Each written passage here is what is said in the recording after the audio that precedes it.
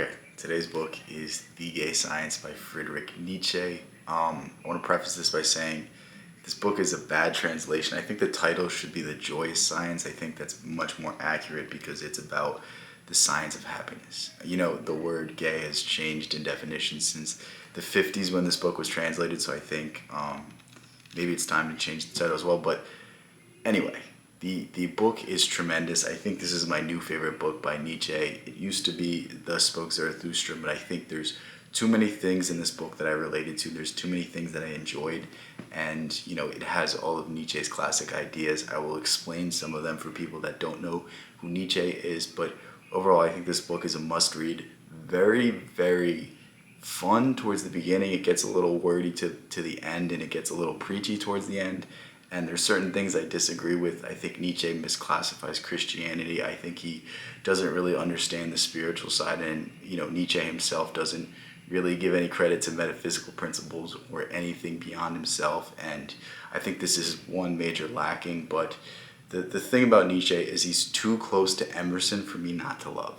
Like, when you hear him speak about Emerson, he said something like, "We're soul brothers," and it's like, anyone that has a similar philosophy to Emerson, I'm going to love. So I'm very biased when it comes to Nietzsche, but I want to explain a few of the ideas in this book. One of the key ideas that I was really learning about in this book was what Nietzsche calls the will to power.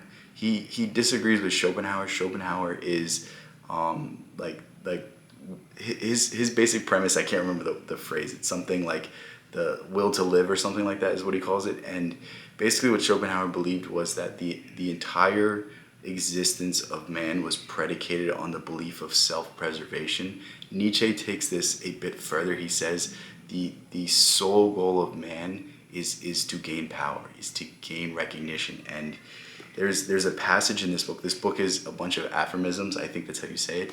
But basically it's saying that when man helps out someone he's already helped out, he doesn't do it out of the goodness of his heart. He does it to expand his own power, because if he's propped someone else up and he makes them even greater, that reflects on him positively. And I thought this was a genius way of putting it. It's like, are we really benevolent? Do we really help people out of the goodness of our hearts? Or we do it to make ourselves feel good about ourselves? Do we do it so that we feel good about how we're viewed in society, about how people view us and how people treat us and how we're respected? And it is a very depressing criticism, but I think there is some credence to it, and especially in very manipulative people, and especially in very Machiavellian people, I think this is true. Don't get me wrong, I do think people do a lot of things out of the goodness of their heart, but maybe it's the same thing as the prince. Like, if you're a Machiavellian like figure, these things fit you, but it doesn't necessarily, it's not one size fits all. The next thing I want to talk about is the idea of the eternal recurrence. The idea of the eternal recurrence is in like 2 or 3 places in this book, and the way he puts it in this book is very different than Thus Spoke Zarathustra. He puts it in the manner of like, there is time that is endless, and you know, one day the exact same accumulation of atoms will randomly occur and you will be living the exact same life. So whatever life you're living, make sure it's worth it, because you're going to experience the same life time and time again. So if you don't like it now, make a change and make it better. And this is one of the most inspirational ideas that you will ever come across, especially one that doesn't deal with faith. Because when we think about the meaning of life, the purpose of life, we oftentimes attribute it to God. We find meaning in something above us and beyond us. But this is really the only perspective that I've found inspiring that is of an atheistic worldview. And to me, it's just an awesome idea, because even if you do believe in a God, let's presume that you're going to have to repeat the exact same life forever and start living your life in that manner. And it's such an awesome way to just begin to think about things. The last thing I really want to hone in on from this book is the idea that God is dead. Perhaps something clicks in my head, but I'll give overall thoughts at the end. But this is really the last main concept I want to talk about. And the last main concept is the idea of God is dead. God is dead and man killed him. I'm paraphrasing, but that's the overall premise. And you know, there's a very famous section of this book. I think it's section 108. I might read it in another section. I'm not going to read it today. But basically what the man says is that the conception of God that we have is no longer a conception of enlightenment. It's no longer something that you can follow, that you can become something greater, that you can expand your consciousness, that you can become all that you can be, because our religious systems have become something that is almost bastardized. Our religious systems have become something that is a system of power, that is a system of entrapment, that is a system to extract resources from you instead of a system of enlightenment. Why is most of the energy of Christianity spent worshiping Jesus and not acting like him? Why are we taught to, look to the things that he does and venerate them and not try to do them as well? If you fall short of the greatest example in history, you still live a good life.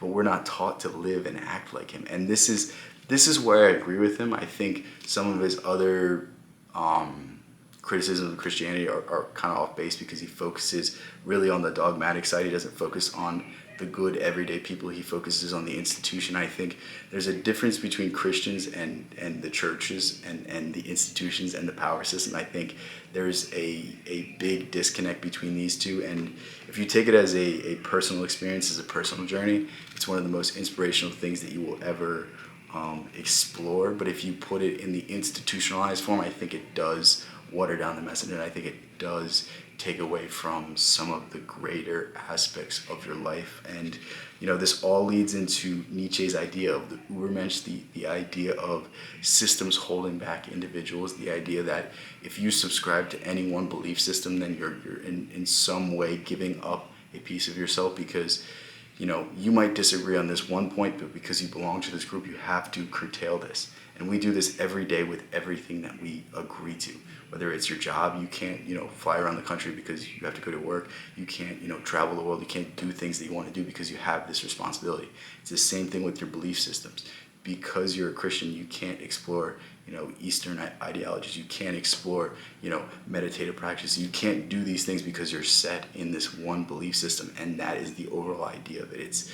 We sacrifice pieces of ourselves to fit into these set molds. And when you sacrifice a piece of yourself, you can never achieve all that you can achieve. And I think this is one of the most inspirational ideas that Nietzsche shares. And it's quite unfortunate that people have such a warped perspective of him, and people have such a bad, overall view of his ideas. But the thing is, I don't think there's really any great philosopher, any great thinker that I don't disagree with in certain contexts. And I think Nietzsche is very set in his ways about metaphysics, about religion, about, anything that really can't be explained. But, overall, I think a lot of his ideas are very visionary, and it's quite unfortunate that the man lost his mind, because he was onto something, and he was onto something great. And had he maybe got some respect during his lifetime, maybe it would have become a much more hopeful and a much more inspirational, set of writings. But, we got what we got. We got a great book here, at least.